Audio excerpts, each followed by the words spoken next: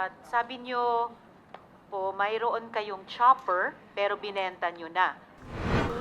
Binibenta ko po dahil ang gusto ko naman po talagang negosyo po doon sa chopper ay gagawin po siya parang air taxi. Air taxi. Po, binenta ko na po, however po hindi po siya full payment po kaya hindi po siya deed of sale.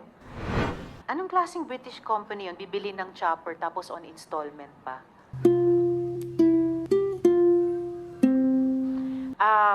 And then, Mayor, sabi nyo po, mayroon kayong chopper pero binenta nyo na.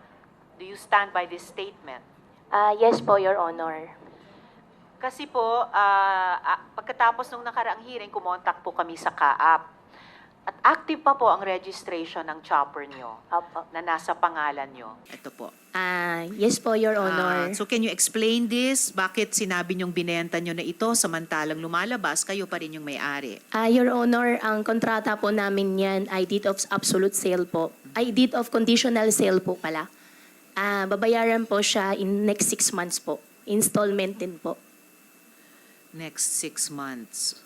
Installment po siya monthly po. So, are you telling me na pagkatapos ng kalahating taon, anong mangyayari? Anong mag-iibad sa dokumentong ito? After po mabayaran po, mag-execute na po ako ng deed of sale po sa kanila. Okay. So sa ngayon, pagmamayari nyo pa rin? Ngayon po hindi na po. Itong chopper. Kasi hindi na po ngayong pag-aari ko po, Your Honor. Kasi meron na po, binenta ko na po, however po, hindi po siya full payment po, kaya hindi po siya deed of sale. Kaya ginawa po siyang conditional sale po. So habang hindi pa deed of sale na consummated, kayo pa rin yung may-ari? Hindi na po kasi nagbabayad po siya sa akin ng installment po na 6 months po. So sinong may-ari? Meron po isang British company po. Anong pangalan ng British company? Ipaprovide ko po yung contract po, Your Honor. Ang magiging eventual owner ay empleyado ng British company?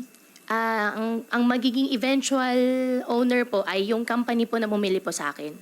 Na yun yung British company? Opo, magpa-provide po ako ng copy po sa inyo po, Your Honor. So yung British company po yung nagbabayad sa inyo ng on installment in the next 6 months? Yes po, Your Honor. Meron lang po kami agent in between na magbabayad po sa akin. Anong klaseng British company yun? Bibili ng chopper tapos on installment pa?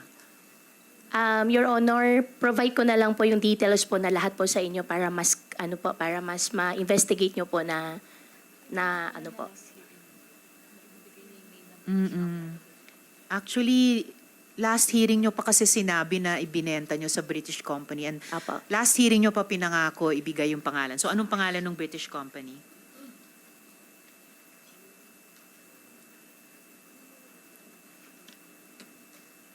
Your Honor, okay lang po, hingi po ako ng extension po within the day po, bigay ko po yung contract po. I'm sorry, Mayor.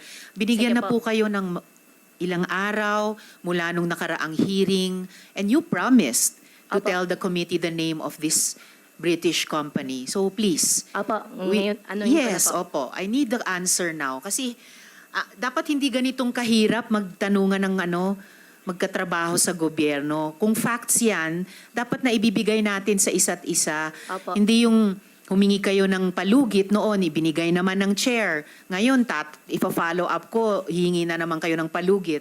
No, please, if there's any truth to that sale to a British company, ano po yung pangalan ng British company na yan? Opo, Your Honor. Ano pong pangalan niya, Mayor? Tinatawagan ko na po ngayon, Your Honor. Iko-confirm ko lang po para sigurado po. Ko-confirm niyo yung pangalan? Opo, iko-confirm ko lang po para sigurado. Kasi, Bakit hindi nyo alam, Mayor? Binenta nyo sa kanila, they owe you money. Babayaran kayo on installment for 6 months.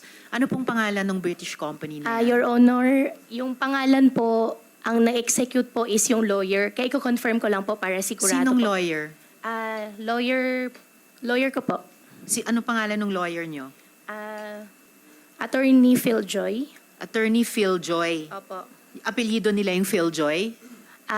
Phil Joy po, Baluyot po. Baluyot. Andito ba si Attorney Baluyot? Opo, wala po. Ang pangalan po ng company po, New Summit Industries Limited po. New Summit Industries Limited. Opo. Anong negosyo nitong New Summit Industries Limited? I believe po ang negosyo din po nila is chopper din po. Chopper din. So, Opo. chopper ang negosyo nila, pero bumili sila ng second-hand chopper sa inyo. Ang pagkakalam ko po, Your Honor, matagal daw po ang waiting time po ng Lion Air po ngayon. At it so happen po, binibenta ko po dahil ang gusto ko naman po talagang negosyo po doon sa chopper ay gagawin po siya parang air taxi. However po, hindi po nag-push through, binenta ko na lang po. So, itong New Summit Industries Limited, nasa chopper business, pero hindi makabayad sa inyo ng cash, magbabayad sa inyo on installment over 6 months. Yan po yung usapan po namin, Your Honor. Alright. Alam nyo, Mayor, hindi kailangan ganitong kahirap Opo. sumagot sa tanong ng Senate Committee na kailangan parang halos kalad ka rin mula sa loob ninyo.